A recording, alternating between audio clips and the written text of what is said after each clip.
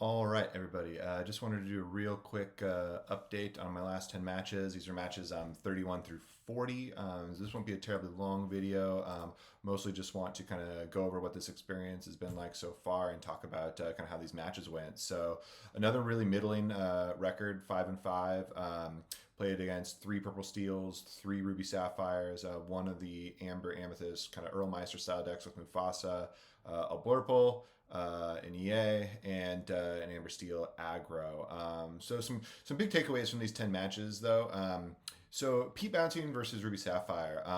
This is just very, very, very good. I was 2-1 against Ruby Sapphire in the 3 matches. Pete was a big reason for it. Even something as simple as just stifling some early ramp, or sometimes you don't even really know how it impacts them. But being able to play Pete as just a disruptive force, not necessarily just holding off Be Prepared, but just as a disruptive force in their plan, makes a big, big deal. So I feel like Pete Bouncing is kind of one of the unfair things this deck can do, especially against the Ruby Sapphire match, probably specifically against that. But that was just a very valuable thing. And finally, I'm kind of coming around on like maybe I do want 4 Pete. I'm running like 3 right now, but really good card. The Amber Steel aggro match and a lot of the Purple Steel matches, most of the Purple Steel matches I played against are on kind of the new build that you see on Discord a lot, which is, a more dock focused build. Some of them have Little Maleficent. But going off of dock is crazy. Like anytime, their hand gets low and dock is the last card and they're able to dock and then play another card or 2 in the same turn, that can be a pretty big swing. So it's really just seeing the power of dock. Also, dock bounce, again, probably the other unfair thing that Purple Steel is capable of. So between Pete bounce and dock bounce, at least what I've been seeing, this is something I feel like I want to go towards. I'm not playing Dock in my list currently. I'm still running Friends, more on the slower mid-range style of build. That's going to change, I think, for the next matches. Now that I have 40 in the books, too, it's like I'm probably going to make some final changes, play something more closer to what everyone else is playing on Discord so I can experience that now that I've gone through my own testing process. Against the Amber Amethyst deck, against Green Purple, against Blurple, the manageable no removal decks is kind of what I'm calling these. And I call them manageable because there's not a whole lot of like super threatening things that these decks do to my board. Like Elsa is kind of the worst. Kit is there at times, but there's not really a whole lot of things happening. It's really just a character-based decks, and these have become very manageable, I feel. It's like put Crab and Fox to work, put my Elsa to work, let Strength shine when I can, and these decks are, I think, just like a skill-based matchup.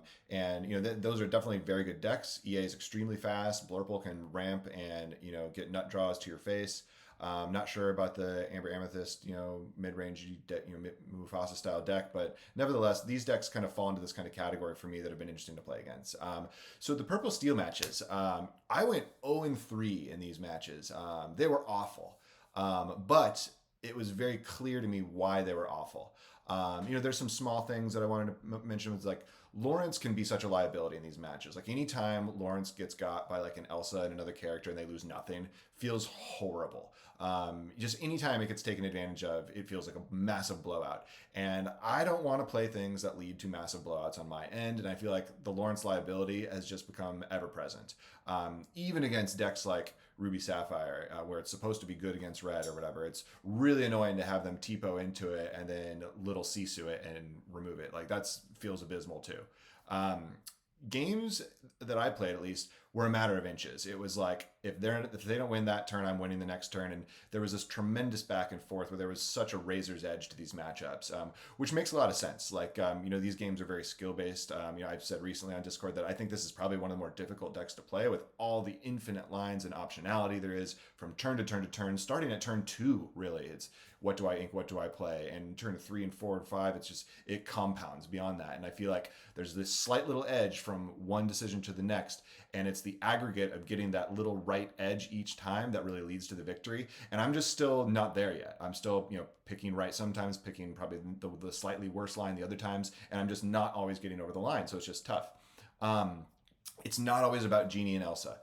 For me, I was hyper focused on some of these matches of like, oh, I got to make sure I have Genie. I got to make sure I have Elsa. Those are the backbreaking, cards of the match, which in part is true. But I also had some games where it's like I had Genies and Elsas, and they were able just to out aggro me with one drops and Rose and Smee and get profitable Calhouns or anything. And sometimes I fell behind like that. So you can't hide behind Genie and Elsa is what I've found. So, and again, like not the greatest feeling, but like it's an important thing for me to learn. So I'm glad that I learned it.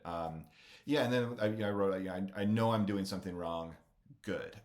Big fan of Jocko Willink, and he has a thing. It's like, oh, something's hard, something's difficult, something's not going your way. Good. Now you get to learn from it, and that's kind of what I'm, noticing here is, yeah, I went 0-3. Good. That means I know that I'm doing something wrong. It's not the deck, it's not the cards, it's not getting bad luck. It's I'm doing something that isn't ideal or isn't like getting me those extra percentage points that gets me wins. Okay, now I know what to focus on. I know where I can get better. I have some things that I need to test more. I need to change more. And one of the things I was reading in like the JDRR guide is this deck is a purple deck first, and I think I kind of forgot about that at times. I think there were times where I was trying to play this like Steel Song or something, where I was trying to just aggro and turn sideways so hard, I forgot that I was really supposed to be manipulating and taking advantage of all my purple cards, and I just don't think I probably did that as much as I should at the right times, and I think that kind of behavior kind of cost me games too. So it's just tough. At the end of the day, too, Zeus and friends have just felt really, really slow. This meta is so fast, and the way I was getting worked in some of these games, I was just like, okay, like I really want to try the direction that everyone else seems to be on, which is, the Doc and the Rose, and maxing out Pete's and stuff. And nevertheless, like as much as I could have just started at that point, I really wanted to learn these lessons myself. And I wanted to get to this evolution myself, so now I can continue to learn. Because even going through the pains of having 5-5 records, over 10 matches, I learned a tremendous amount about how much this deck works, how it functions, what things work and don't work. And I'm still not an expert. Like I still can't tell you exactly the right play between game to game. So it's just tough. But I've really been loving doing this. I know that there's areas that I can get better, and I look forward to being able to pilot this deck as successfully as others. Despite the 5-5, I've been able to get up to 1400, ranking or score or whatever. And that's fine. It's like plenty of people are way ahead of that, but I'm glad I've been able to inch up over time to have a decent percentage and to have a decent win rate. And I know I can see that I'm getting slightly better here and there. And I think this is just the work that it takes. You got to grind. You have to learn off your own beats. And now I kind of am moving closer to that higher understanding that's going to allow me to be a better player, which is the whole reason why I'm doing this in the first place. So thank you all for watching. I'm going to make another video here probably later today, later tonight, with the changes for the next matches. And I'm not going to do like 200 matches of Purple Steel. It's like I want to do another 10, probably get to 50 matches, and then kind of have a little bit of a conclusion of what this experience has been like, what I've learned, what I know about the deck, what I like about the deck, and then I'll probably move on to another deck project. So we'll see how it goes. But thank you all for watching again. Looking forward to making more of these. So thanks so much. I'll talk to y'all later. Bye.